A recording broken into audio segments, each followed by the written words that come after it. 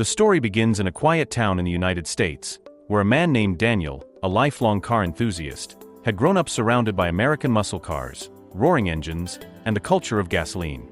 He loved the smell of fuel, the vibrations of an internal combustion engine, and the speed that came with it. But times had changed. The world had shifted toward electric vehicles, and Daniel had seen Tesla dominate the industry with promises of cleaner, smarter mobility. Yet, nothing prepared him for what he was about to witness across the ocean. Something that would challenge everything he thought he knew about cars, energy, and technology. Daniel had heard whispers online, in forums and scattered news reports, about a strange innovation emerging from Africa, an electric vehicle that could charge itself while driving. To him, it sounded impossible, almost laughable. He had spent years reading about energy conservation, efficiency losses, and the physics of batteries. The idea that a car could generate its own power without plugging in defied the very laws of engineering he had come to trust. But curiosity gnawed at him, and soon, an invitation arrived that he could not refuse. A small African startup was offering him the chance to fly to Zimbabwe and experience their breakthrough firsthand. The company's name had already begun circulating in alternative tech circles, Seth Technologies, founded by a man named Maxwell Chikumbutso, the engineer who claimed to have built a self-charging car. Some called him a genius. Others called him a fraud. Daniel wanted the truth. And so, one summer morning, he boarded a flight to Harare with nothing but his camera, his notes, and a skeptical mind ready to be proven right or wrong. When Daniel arrived in Zimbabwe, he was greeted not by a massive factory or high-tech lab, but by a modest facility on the outskirts of the city. It was quiet, unassuming, almost too ordinary for something that carried such extraordinary claims. A tall man in his 40s, with a calm demeanor and eyes that spoke of persistence through years of doubt, welcomed him at the gates. This was Maxwell. The two men shook hands, one filled with curiosity, the other with quiet confidence. Daniel wasted no time. "I've heard the stories," he said bluntly, "but I need to see this with my own eyes." Maxwell simply smiled. "That's why you're here." They walked together into a garage-like space, where a sleek electric car stood under a thin veil of dust. It looked ordinary at first glance, like any other compact EV, with smooth curves and a futuristic finish. But what set it apart was hidden within. Daniel circled it slowly, inspecting every detail, half expecting to find wires leading to hidden power sources or some elaborate trick. There were none. Maxwell gestured toward the driver's seat. "Go ahead. Take it for a drive." Daniel sat down, his hands gripping the steering wheel, his eyes darting across the dashboard. Everything looked standard: speedometer, battery indicator, navigation system. He pressed the start button, and the car came alive with a silent hum, smoother than any EV he had driven before. They drove through the outskirts of Harare, the air crisp, the roads winding through open landscapes and bustling neighborhoods. At first, Daniel paid close attention to the battery indicator. He noted the percentage, 82%. He pushed the accelerator, and the car surged forward with surprising strength, its motor delivering seamless torque. As they drove, he kept glancing nervously at the battery. Normally, any EV would show a slow but steady drop in charge. But here, something strange was happening. The number wasn't moving. In fact, after half an hour of driving, it still read 82%. He frowned, convinced it must be a glitch. "Maybe the display is broken," he muttered. Maxwell said nothing, only gesturing for him to keep driving. An hour later, the car was still running strong. Daniel pulled over, stepped out, and inspected the vehicle again, searching for hidden fuel cells, solar panels, or trickery. There was nothing. No exhaust, no fuel port, no connection to any external power. He climbed back in, his skepticism turning slowly into confusion. "How is this possible?" he demanded. Maxwell finally spoke, his voice calm, measured. "You grew up in a world where energy had to be bought, where every machine depended on a fuel source that came from outside. But what if energy could be harnessed differently? What if we didn't need to rely on charging stations or gas pumps?" Daniel shook his head. "But the laws of thermodynamics, energy can't just appear out of nowhere." Maxwell smiled faintly. "And yet, here we are driving." For the next several hours, Daniel pushed the car harder, up steep roads, through heavy traffic, accelerating, braking, testing every aspect of its performance. Still, the battery indicator held steady. At one point, to his shock, it even ticked upward, from 78% to 79%. He stared at it in disbelief. "That's not possible," he whispered. By the time they returned to the facility, Daniel was no longer smirking or dismissive. He was unsettled. He was excited. And he was afraid. That night, back at his hotel, he recorded a private video journal. His words were slow, deliberate. "Today, I saw something I can't explain. Either this is the most elaborate scam I've ever encountered, or it's the beginning of a revolution in transportation. If this technology is real, it will change everything. Oil companies, car manufacturers, governments, none of them are ready for this. And maybe that's why so few people are talking about it." As the days passed, Daniel spent more time with Maxwell, asking questions, inspecting the technology. Maxwell was careful with his answers, never revealing too much about the inner workings of the system. He spoke of frequency conversion, energy fields, and non-conventional generators. Words that sounded more like science fiction than engineering, yet the results were undeniable. Daniel found himself torn between two worlds, the logical engineer inside him that screamed impossible, and the human witness who had just experienced it firsthand. He knew that when he returned to the United States, he would face ridicule, criticism, and disbelief if he tried to share this story. But deep down, he also knew he had seen something extraordinary. The morning sun stretched across Harare as Daniel woke up with a restless mind. He hadn't slept much. His thoughts were consumed by the impossible car he had driven the day before.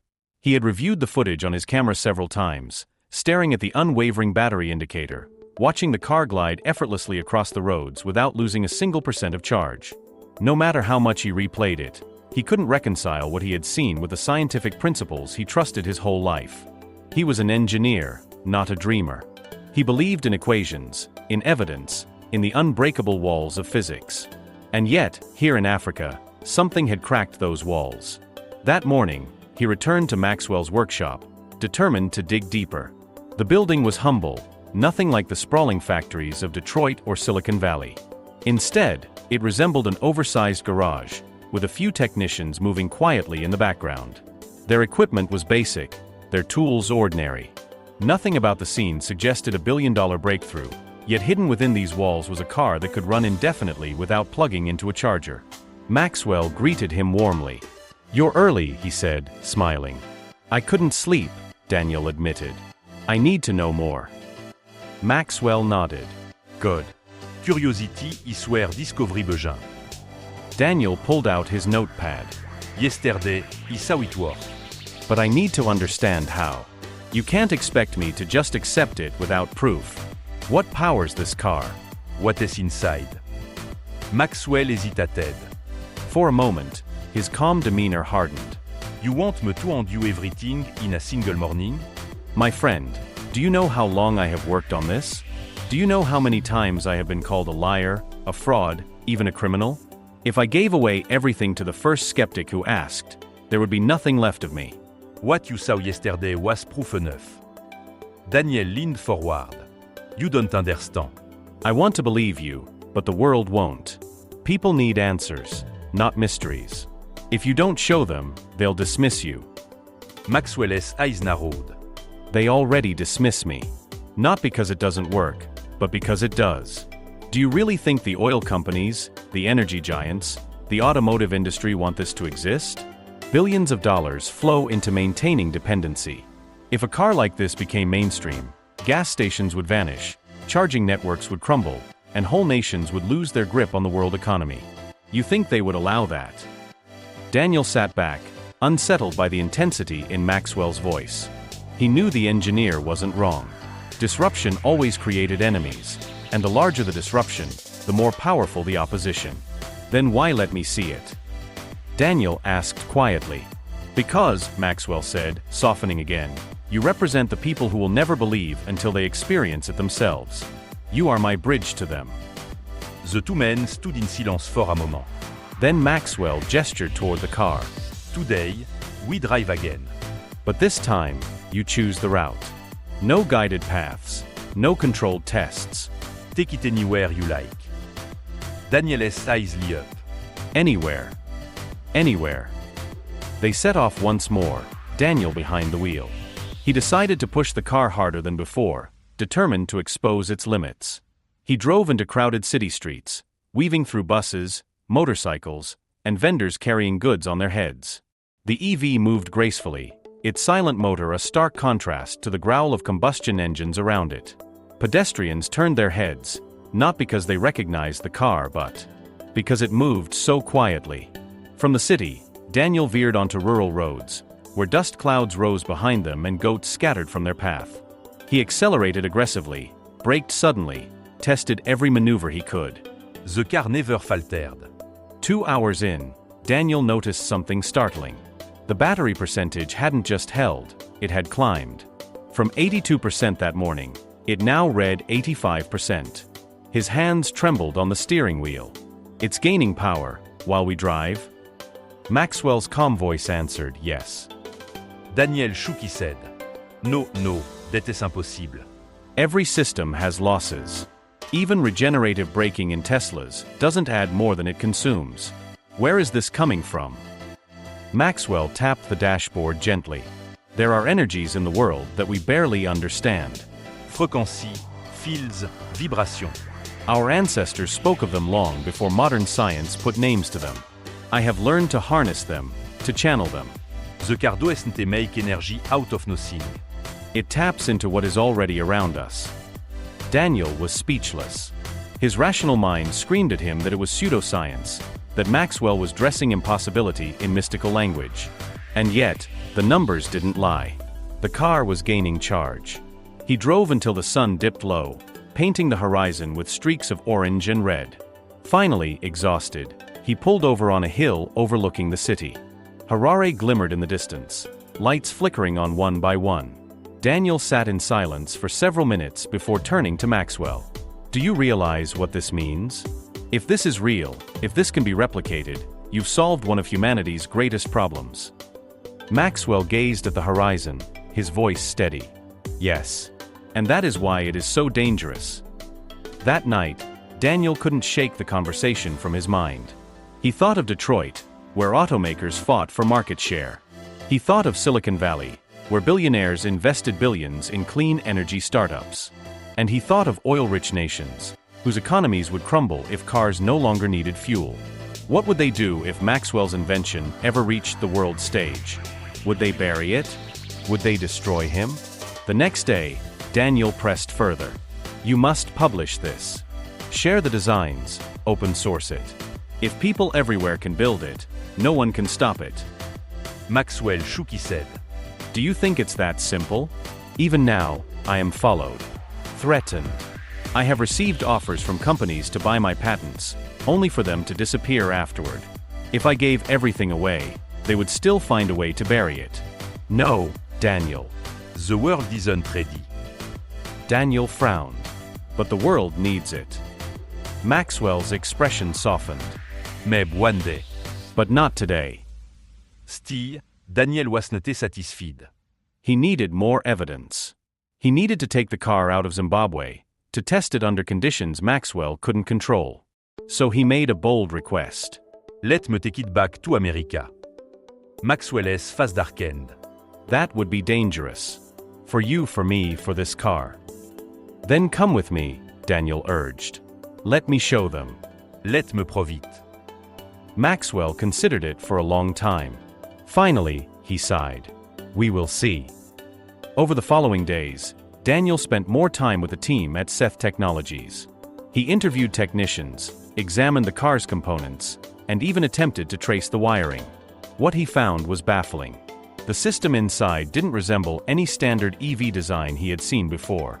It wasn't just a bigger battery or a hidden fuel cell. It was something entirely new, an array of components that looked more like radio equipment than automotive parts. He recognized coils, converters, and strange black boxes sealed shut. One evening, Daniel asked a young technician about them. The man hesitated, then whispered, "We call it the converter. It transforms frequencies into usable energy. I don't know how it works, only Maxwell does. But I know it does what nothing else can." Daniel pressed for more, but the technician shook his head and walked away nervously. That night, Daniel recorded another video journal. His voice was heavy. "The deeper I look, the more convinced I become that this is real. But the secrecy worries me. If only one man holds the knowledge, then this technology is vulnerable. What happens if something happens to him? What happens if he disappears? As the days turned into weeks, Daniel's respect for Maxwell grew. He saw not only an inventor, but a man carrying the weight of an entire continent's hope. Maxwell wasn't chasing fame or wealth. He was chasing survival for his people, a future where Africa wasn't dependent on foreign fuel imports or Western automakers. For him, this wasn't just about cars. It was about freedom. One evening, Maxwell took Daniel to visit a local village. The people lived modestly, many without consistent access to electricity. Children studied under dim lanterns. Mothers cooked over open fires. Maxwell pointed to them and said, "This is why I built it. Not for billionaires in New York, not for Silicon Valley investors. For them. Imagine a car that could power an entire village, run without fuel, give light where there is darkness. That is what drives me." Daniel was moved. He looked around at the faces of the villagers, smiling despite their hardships, and he realized this was bigger than engineering. This was about justice, about equity, about giving power to those who had been denied it for generations. Still, he knew the road ahead would not be easy. Powerful forces would resist. Skeptics would mock. Governments would interfere. But Daniel also knew that once the truth was out, it could never be contained again. And so, he made a decision. Whether Maxwell agreed or not, Daniel was going to share what he had seen.